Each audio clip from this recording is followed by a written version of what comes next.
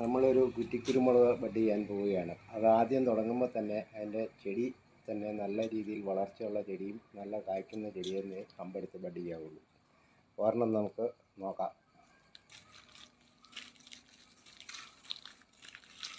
ഇതുപോലെ നല്ല കായ്ഫലമുള്ളതെന്ന് മാത്രമേ നല്ല കായ്ഫലമുള്ളതെന്ന് കമ്പെടുത്ത് ബഡ് ചെയ്താലേ നമുക്ക് അതിൻ്റെ ഗുണം കിട്ടുകയുള്ളൂ. ഇത് കമ്പ് നല്ല പിഞ്ചും ആകരുത്, ഒത്തിരി മൂത്ത് പോയതും ആകരുത്. ഏകദേശം ഈ സൈസ് ഞാൻ കാണിച്ചു തരാം.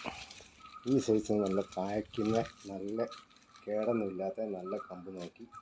ഇതിനാകുമ്പോൾ തളിര് മൂത്തതാണ്, തീരെ പിഞ്ചു ഒറ്റയെണ്ണം പോലും ഇല്ല. ഇതാണ് നമ്മൾ ബഡ് ചെയ്യാൻ ഉദ്ദേശിക്കുന്നത്. ഇനി നമ്മൾ ഈ കമ്പ് ബഡ് ചെയ്യാൻ ആരംഭിക്കാൻ പോവുകയാണ്. തിപ്പിലിയിൽ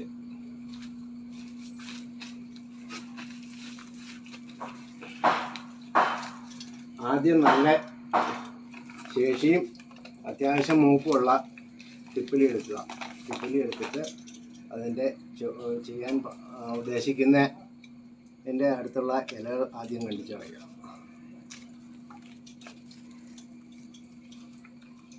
ഇനി നമ്മൾ വലിയ മൂത്തുപോയത്തെ ചെയ്താൽ പിടിക്കില്ല, എളുപ്പത്തിൽ ചെയ്താലും പിടിക്കില്ല. അതിൻ്റെ നല്ല ഭാഗം നോക്കി ഇങ്ങനെ ചെറുതായിട്ട് വഴങ്ങുന്ന സൈഡ് നോക്കി എടുത്തിട്ട് അതിലുള്ള പൊടികളെല്ലാം നന്നായിട്ട് തൂത്ത് കളയുക. അതിനുശേഷം നല്ല കത്തി ഉപയോഗിച്ച്, നല്ല മൂർച്ചയുള്ള കത്തി ആയിരിക്കണം, കത്തി ഉപയോഗിച്ച് തിപ്പിലി കത്തിക്കുക. ഈ തല നമുക്ക് നടാൻ കൊള്ളാം. വീണ്ടും അടുത്ത പ്ലാന്റ് ചെയ്യാനായിട്ട് ഇതും ഉപയോഗിക്കാം.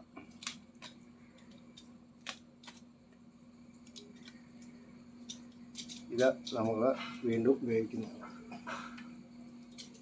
ഇനി എല്ലാവരും ഇത് പിളർന്നാണ് ചെയ്യുന്നത്.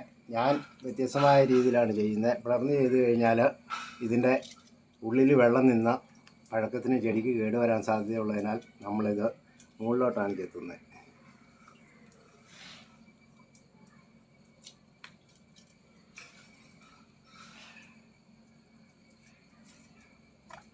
രണ്ട് സൈഡും ഏകദേശം ഒരേ അളവിൽ തന്നെ ചെത്തണം. ഇതിപ്പോൾ എനിക്കിത് ചെയ്ത് പരിചയമുള്ളതുകൊണ്ട് നമ്മളിങ്ങനെ ഒന്നോ രണ്ടോ ചെത്തിനൊക്കെ നമുക്കിത് ഒറ്റയടിക്ക് ഇത് ശരിയായി കിട്ടും. അല്ലാത്തവർ പയ്യെ പയ്യെ ചെത്തിയെടുക്കാൻ പറ്റുള്ളൂ. അതിൻ്റെ മൂള ഇതുപോലെ നല്ല ബ്ലേഡ് വെച്ചിട്ട് കട്ട് ചെയ്ത് കളയണം. കത്തിക്ക് കട്ട് ചെയ്ത് കഴിഞ്ഞാൽ ചതവ് പറ്റും. പിന്നെ നമ്മൾ എടുത്തു വച്ചേക്കുന്ന കൊടിയുടെ തണ്ട് ഇതാണ്. അതിൻ്റെ ചുവട്ടിലെ ഇലകളെല്ലാം കട്ട് ചെയ്യുകയാണ്. വേണ്ട നല്ല തിരിയുള്ള കമ്പൊക്കെ എടുത്ത് ചെയ്ത് കഴിഞ്ഞാൽ നല്ല കാഫലം കിട്ടും നമുക്ക്. അതിൻ്റെ തിരിയെല്ലാം കട്ട് ചെയ്ത് കളഞ്ഞു. ഇനി ഇതിൻ്റെ ഇല കട്ട് ചെയ്യുകയാണ്.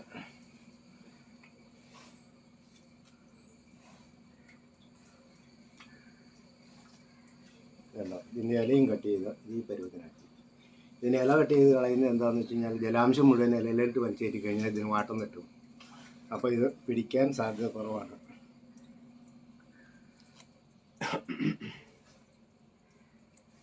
ഇതിങ്ങനെ വട്ടം കട്ട് ചെയ്തു.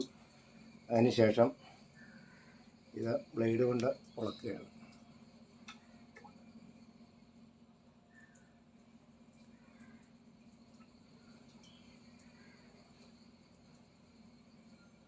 നമ്മൾ ചെത്തിയ ഭാഗം കറക്റ്റായി. ബ്ലേഡ് പയ്യെ ഊരിയെടുക്കുക.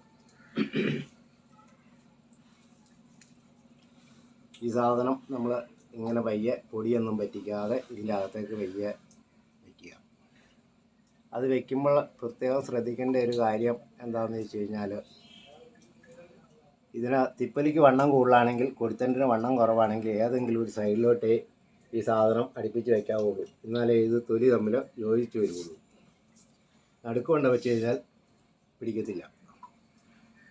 എന്നിട്ട് ഇതുപോലെ സാവധാനം ബഡ്ഡിംഗ് ടേപ്പ് എടുത്ത് ചുറ്റുക.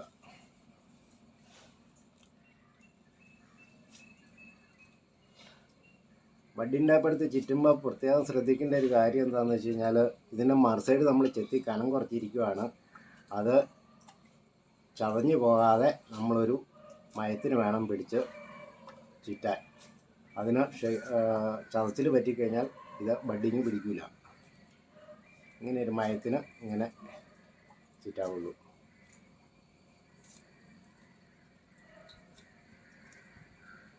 ഒരുപാട് വലിച്ചീറ്റരുത്. ഒരുപാട് വലിച്ചീറ്റി കഴിഞ്ഞാൽ ഇത് നമ്മൾ പുലർന്നും ചെത്തിയൊക്കെ വെച്ചേക്കുന്നതാണ്, കേടുവരും, ചെടി പിടിക്കാതെയും വരും. അതിൻ്റെ മുകളിൽ കയറി കഴിയുമ്പോൾ ഇങ്ങനെ വലിച്ചിട്ട് ഇങ്ങനെ മുകളിൽ ചുറ്റി, അപ്പം നമ്മൾ ഇങ്ങനെ ചുറ്റുവാണെങ്കിൽ അതിനകത്ത് വെള്ളം ഇറങ്ങാതിരിക്കാനാണ് ടൈറ്റായി ചുറ്റുന്നത്. പിന്നെ ഇത് കീറിയേക്കുന്ന സാധനം ഇതുമായിട്ട് ഒട്ടാൻ വേണ്ടിയിട്ടാണ് ഇത് വീണ്ടും ചുറ്റി ഇറക്കുന്നത്.